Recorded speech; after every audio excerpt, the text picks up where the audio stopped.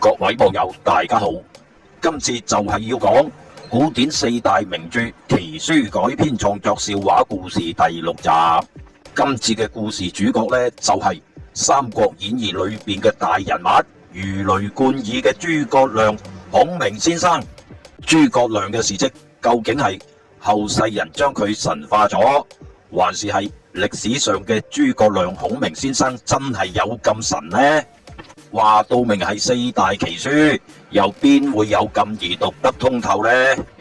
只係用改編當中嘅故事，一邊同大家笑，一邊嚟淺薄咁分享呢四大奇書裏邊嘅經典故事。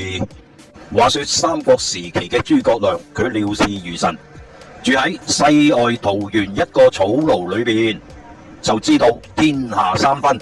上知天文，下知地理，料事如神，決勝千里。琴棋書畫，填詞作曲，無一不通。而且諸葛亮最大嘅愛好呢，就係唱歌。據個人嘅觀察，成部《三國演義》裏邊，諸葛亮每隔幾集就會出現即興唱下歌嘅場面。喺舌戰群雄嘅經典一幕，即係同各路群雄鬧大交嘅嗰陣時，諸葛亮鬧交鬧到好似唱歌咁流暢。咁可想而知，呢個諸葛亮係幾咁中意唱歌呢？諸葛亮為劉備出謀獻策打江山，戰無不勝，運籌帷幄，運用天氣地理風火海，絕對唔係指以前陳小春嘅組合嗰對風火海啊！呢度講嘅風火海係真真正正嘅風同埋火同埋海，戰術用得出神入化。正如故事嘅開頭所講，究竟係後世人將諸葛亮神化咗，還是歷史上嘅諸葛亮真係咁神奇呢？世人傳頌諸葛亮佢戰無不勝，戰略運籌帷幄，就算係天氣環境、地理環境以及風火海呢幾樣嘢，都可以俾諸葛亮所利用，成為佢勝仗嘅關鍵。諸葛亮嘅本事聽落去比起如來佛祖仲要大，而且胸襟比起我佛慈悲嘅如來佛祖更加之胸襟廣闊吓。點解咁講呢？就係因為今集嘅改編故事就叫做由劉備三顧草廬嘅故事改編而成嘅，叫做張飛三笑諸葛亮。諸葛亮被張飛三笑之後，胸襟呢就比起如來佛祖就廣闊好多啦。諸葛亮唔單止冇嬲到張飛吓，仲同張飛同埋關雲長加埋劉備同心協力打江山。點解會話諸葛亮佢神通廣大，胸襟比起如來佛祖更加廣闊呢？嚟到呢度又要講翻《西遊記》呢本奇書裏邊嘅故事。話說唐三藏喺十世八世之前係如來佛祖嘅弟子，叫做金禪子。喺如來佛祖講經嘅時候，唐三藏只係喺度瞌下眼瞓，就俾如來佛祖趕下凡間投胎循環，俾妖精食咗十世八世。俾妖精食一次已經夠晒慘，仲要安排唐三藏俾妖精食咗10次8次。《西遊記》呢個故事究竟係唔係如來佛祖有意安排，又或者講係唔係如來佛祖有啲小長氣呢？呢個只係笑話吓。如果如來佛祖聽到我呢個笑話，千祈唔好責怪我話要安排我個人下一世要俾妖精食一下，求如來佛祖原諒我呢個笑話吓。只係想借用一下《西遊記》呢個故事，帶出以下落嚟我哋改編嘅創作故事。只要睇過《三國演義》嘅人，大概都會了解到呢本奇書裏邊寫到諸葛亮佢真係料事如神，每次打仗都決勝千里，運籌帷幄，懂得利用天氣環境、地理環境，甚至會利用埋風火海嚟助佢打贏一場又一場嘅勝仗。喺博望坡之戰，諸葛亮就利用博望坡嘅地理環境，以劉備陣營下嘅幾百人戰勝咗曹操嘅10萬大軍，用借東風嚟火攻曹營，又獲大勝；利用海上草船借箭，又借下咗曹操嘅10萬支弓箭。一個又一個諸葛亮戰無不勝嘅故事，呢啲故事相信大家聽得太多啦，再講呢啲故事恐怕就會悶親各位尊貴網友。只不過我哋話明係改編奇書故事，講嘅當然係創作嘅笑話故事。咁創作笑話故事就少不免就會出現好多犯駁位。出現范駁位嘅時候，敬請各位見諒。借用翻經典電視劇《三國演義》嘅主題曲裏邊嘅其中一句名句：古今多少事，都付笑談中吓。好，我哋嘅創作笑話故事正式開始。話說劉皇叔阿劉備得賢人推介，話想打天下，得到臥龍鳳雛就可以得到天下。劉備就三顧草廬去揾阿諸葛亮出山幫自己出謀獻策打天下。《三國演義》裏邊嘅三顧草廬，其實都係阿諸葛亮想考驗一下劉備。我哋就將佢呢個三顧草廬嘅故事進行魔改，改為張飛三笑諸葛亮。第一次，劉關張三兄弟去到諸葛亮嘅草廬門口，當時諸葛亮喺屋入邊自彈自唱，就叫咗下人接見劉關張三兄弟，叫佢哋幾兄弟喺門口等一下先。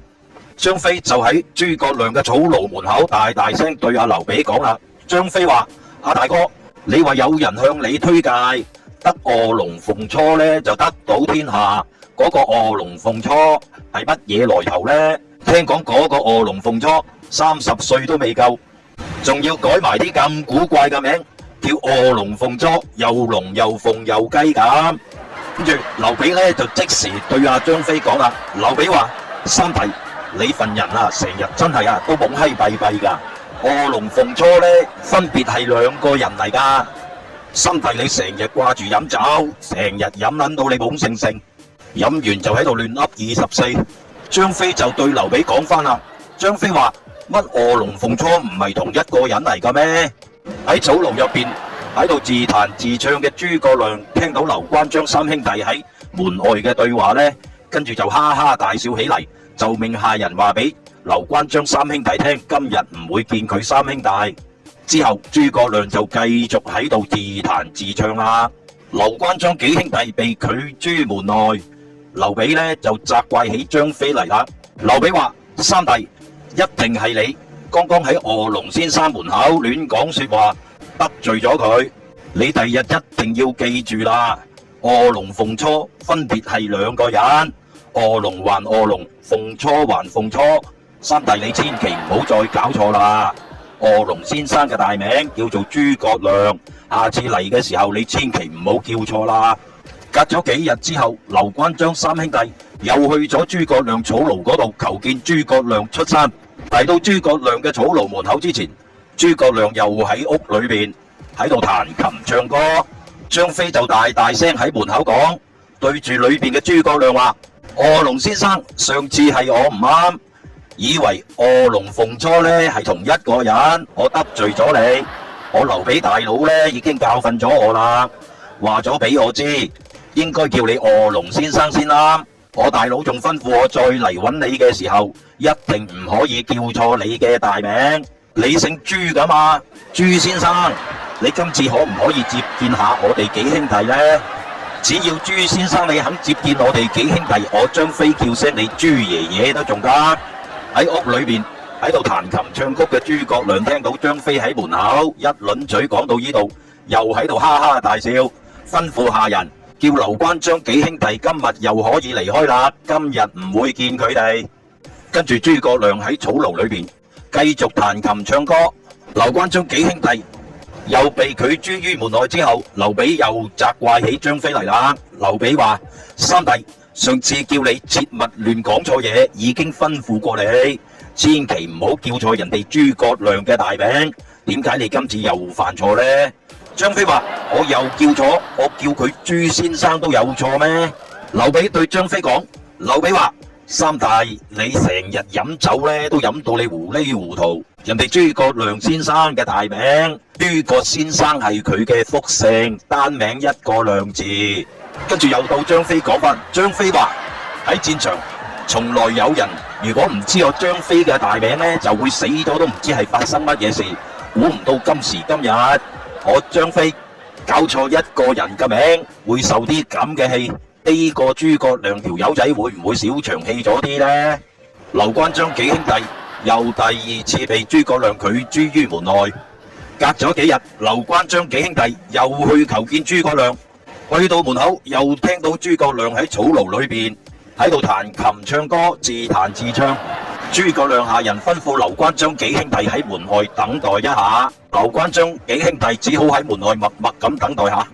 裏邊嘅諸葛亮呢，繼續喺度彈琴唱歌，而且越唱越大聲。劉關張幾兄弟聽咗諸葛亮喺裏邊唱咗大半日歌，張飛又沉唔住氣啦。張飛大大聲對劉備講：張飛話，大哥，嗰個咁嘅諸葛亮上兩次嚟就話我叫錯咗佢嘅名，就嬲我哋，俾佢拒諸於門外。佢老味嗰條友仔，我哋次次嚟到都匿喺草廬裏邊自彈自唱，毛都未出齊喺我張飛面前擺架子。張飛大大聲對裏邊嘅諸葛亮就講下：張飛話，喺屋裏邊你個臥龍鳳雛姓朱嘅嗰條友，話知你又龍又鳳又雞又豬。今次我哋幾兄弟再見唔到你嘅話，我張飛就衝入去，將你條友仔綁手綁腳，綁都要綁你翻去為我大哥出謀獻策。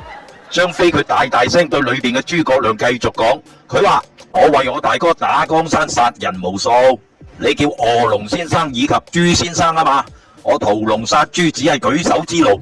我哋幾兄弟次次嚟到，你只喺裏邊又彈琴又唱歌，人哋話你係乜叉嘢謀略家、戰略家，我話你條友仔根本就係只係喺度識得彈下琴嘅歌唱家，即係日日只懂得匿埋喺屋企唱卡拉 OK 嘅廢青一樣。劉備就喝住張飛：三弟，你又發作啦！